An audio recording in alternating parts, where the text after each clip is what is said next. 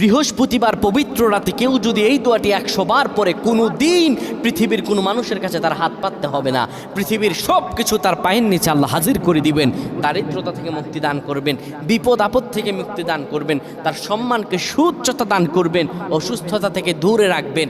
আল্লাহর অশেষ দয়া ও রহম তাকে দান করে দিবেন। সুবহানাল্লাহ। বৃহস্পতিবার রাত এটি গুরুত্বপূর্ণ রাত। এই রাত সপ্তাহে একদিন আসে।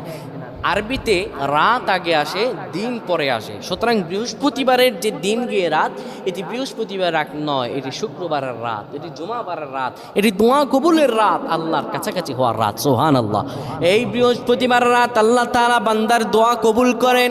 কেউ যদি বৃহস্পতিবার রাতে ঈশা নামাজের পরে পবিত্র হয়ে ইয়া হাইয়ু ইয়া হাইয়ু ইয়া হাইয়ু ইয়া রফিয়ু ইয়া রফিয়ু ইয়া রফিয়ু এই দোয়াগুলো পড়তে পারে 100 বার, আল্লাহ রাব্বুল আলামিন